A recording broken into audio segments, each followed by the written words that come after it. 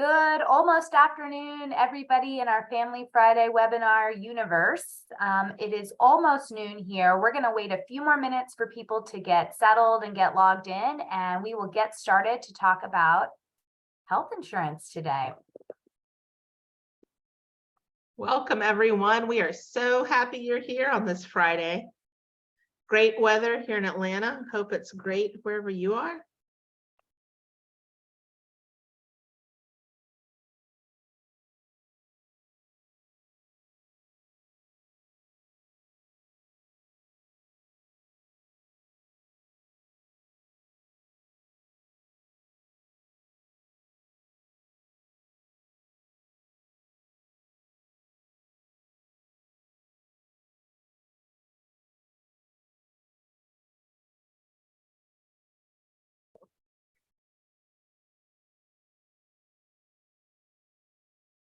All right, my clock says noon. I say we start at 12:01 just to get us on our way.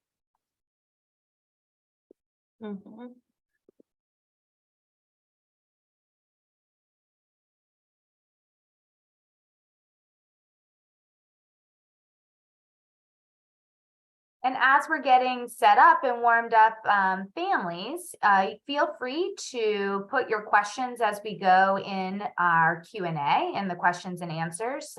We do have great experts who are going to be answering things behind the scenes. Sherry and I will also be moderating. So if we feel like we need to answer something live, we can do that as well. As always, this is recorded. This webinar is recorded, and this, along with our PowerPoint slides, will both be posted by this afternoon so that you can always play back and get started as well. So it is officially 12:01. So I think we're going to get started. Yeah. And again, welcome to our Family Friday series. My name is Sherry Obritz. I'm an associate dean in Emory College of Arts and Sciences. And my name is Sherry Ibrahimi. I'm the director of housing administration. And also helping out with some family and parent programs work this summer to get you all ready to drop your student off here in August. We can't wait. So we're really thrilled today to have Tammy Kim, our director of insurance, here to walk us through some really important information. Before we have her jump in, just wanted to remind all of our parents and family members, we have some really big deadlines coming up, and we will say this again at the end, just in case you missed it. But July 1st, it's super important that we have all of your immunization paperwork in. Our student profile, your student's profile is also due. It's a short questionnaire, but making sure that you're reviewing that summer to-do list and keeping up to date with all of the deadlines. That makes the transition for your students as smooth as possible too. So with that being said, we're going to let Tammy come online and get us started.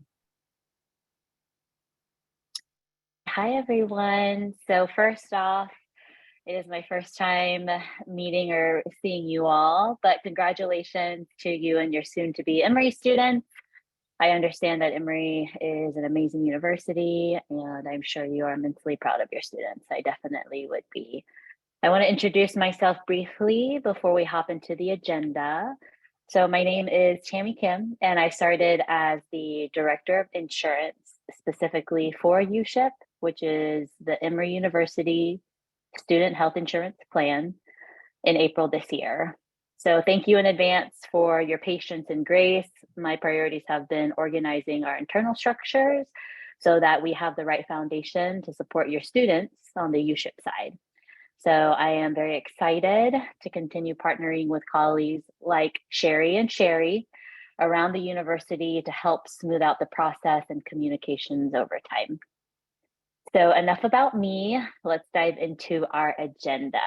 So I want to spend most of our time on EUSHIP and health insurance at Emory University, but let me cover one thing on student health first. I want to provide a few key services that Student Health Services provides for our students. So all individuals enrolled as a student have office visits to the Student Health Clinic covered under their tuition. All services provided at the Student Health Clinic are covered by EUSHIP, and some key services provided are primary care, sexual health, and nutrition.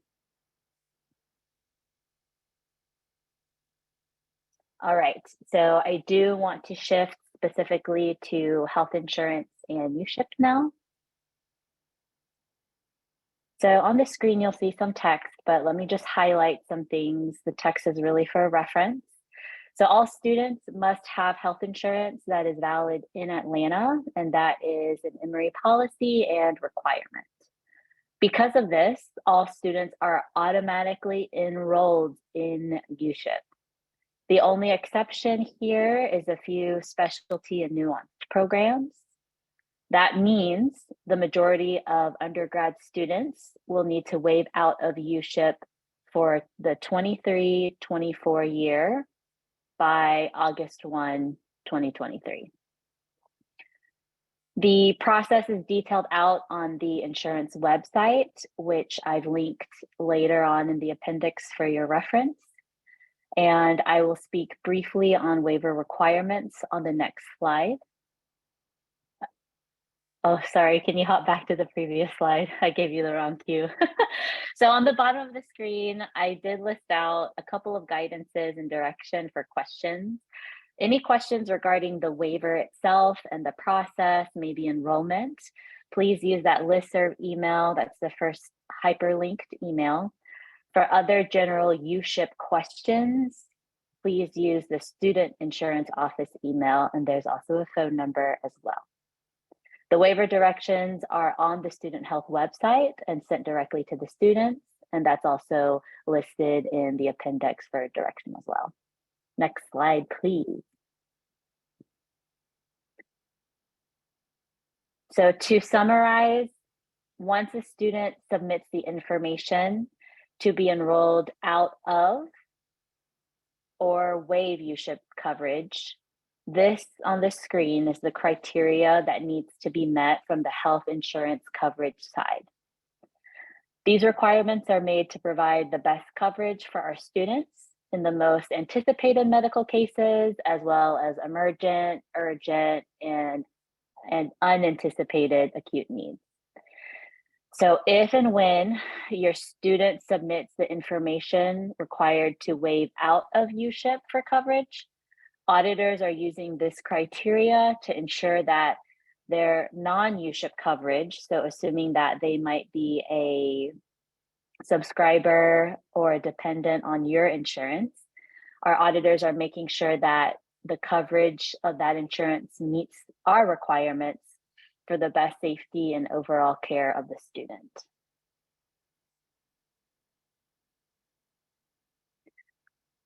This is just another slide that highlights other insurances that the student health clinic does see. So we do not have a contract with TRICARE, Medicare, Medicaid, and Kaiser, and Blue Cross Blue Shield is currently accepted at Student Health Clinic. And so these are non-EUSHIP students.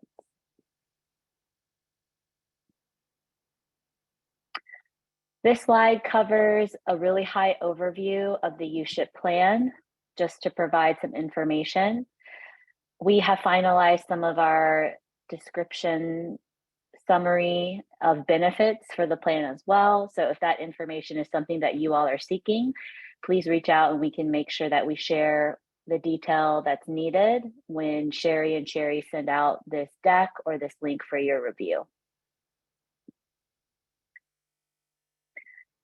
When does EUSHIP specifically begin? The coverage dates span for the whole school year for 23-24. So coverage starts 8/1 of this year to 7/31/2024. And so the cost is broken down per semester, and that is how the bill will be charged on the student count, is by semester. And Tammy, do you know when these charges appear for people? And again, if they're getting their, if they're submitting their waivers, how those charges then get reversed if the waiver has been approved? Sure. So I am checking something. because I did have a conversation this week about billing posts.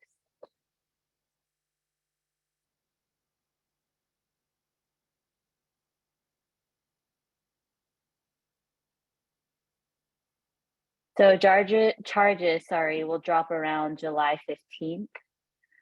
That's something that we can confirm or need to confirm with the financial aid and billing department. And then the second part of your question was any type of reverse. So the audit process generally takes 3 to 5 days to get a response. That's updated and the student is notified when the audit has been reviewed and processed. Sherry, did you ask about an appeal? No. I think this is really just a plug for parents and families. If your student is going to be staying on your insurance, you do not have to wait until August 1st to submit that waiver. So our bills get generated a little bit earlier. And because all of our students are enrolled in the Emory University Insurance Plan, if Emory hasn't received the waiver yet or approved the waiver, the charge is going to show in mid-July. So always good just looking ahead on that to-do list. If you know your students are going to be on your insurance, please go ahead and have them submit that waiver form. Tammy, I think that's just good practice. Again, it's a pretty easy waiver to submit. Thanks, Sherry, and I do agree. So at this point, just to highlight what Sherry was saying, the students have already received notification and direction to waive out. So this is kind of a reminder to maybe check in on your students and make sure that they are doing so, because the waiver does close 8/1, but the charges do drop in mid-July. And some other All things, right. I was going to say some other things to kind of help, and other Sherry can kind of jump in on this.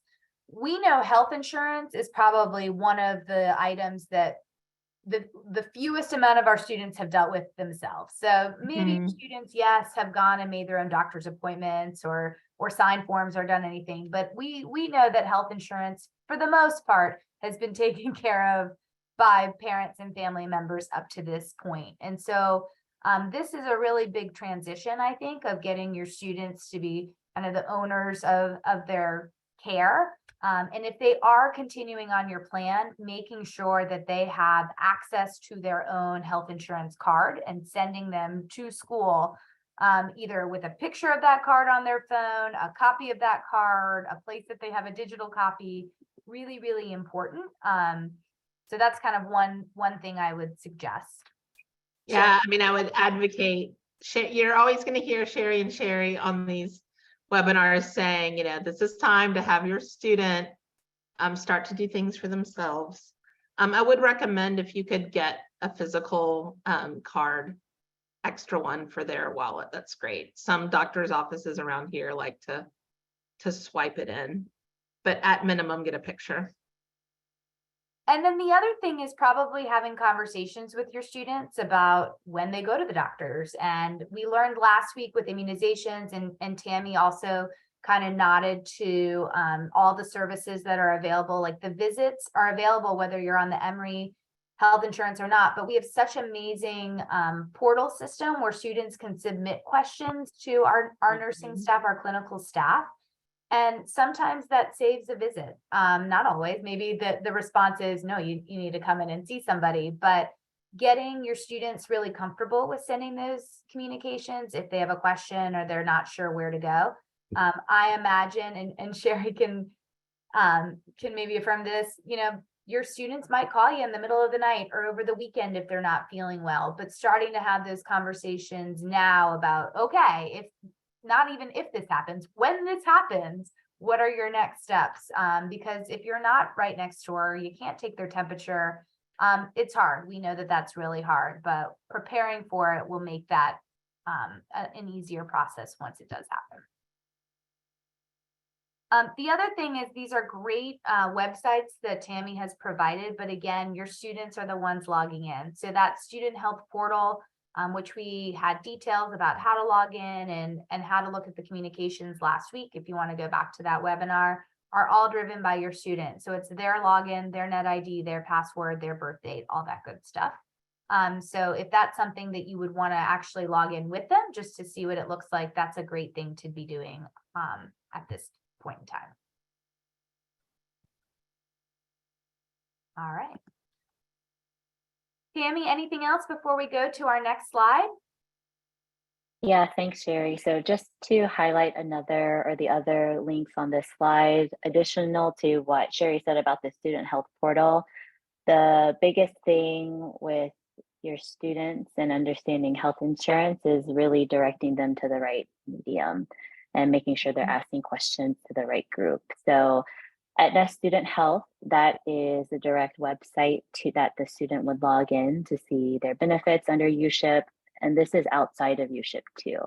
So giving your student the right medium to even look at their benefits is very helpful, and getting them used to calling the customer service line at these insurance companies is very critical.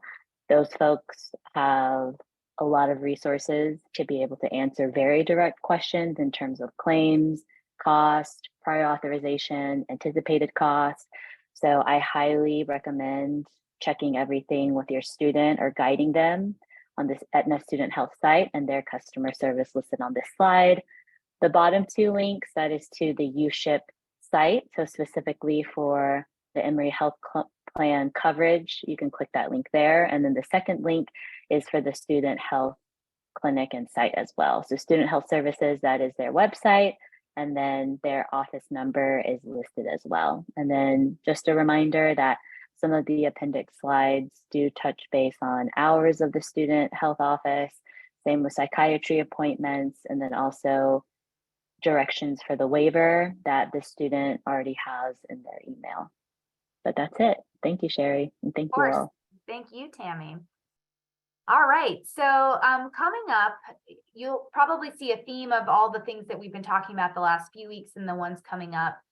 Next week, we're talking about accommodations. So if your student has ever had accommodations for physical, mental health, learning challenges, or anything else, you will definitely want to come to this webinar. Again, we don't know if your students have received those accommodations. So this really is kind of opt-in and making sure that you know how to get them registered with our Department of Accessibility Services. And then we wrap up this entire kind of theme with our transition of care. And this is really a great session with Dr. Rabinovitz, our Director of Student Health, and members of our counseling center team, along with psychiatry and crisis management, to kind of thread together all the things that we've been talking about over the past few weeks, really helping your student be the director of their own health. But some of the things that you might want to be doing at home before you send them to campus to make sure that they are ready with medication or with accommodations or paperwork that they might need, insurance cards, things like that. So we hope that you join us over the next 2 weeks. And as always, we will record and post. Wanted to also share that Tammy has put together a really great appendix with some additional information that'll be posted with this deck. So we won't go through the slides, but she had kind of mentioned additional hours and directions for how to fill out the waiver form. So those will all get posted with our deck. All right. Sherry, it looks like our questions have all been answered. Or there might be a few more. And so we will stay online. We're going to stop our recording officially.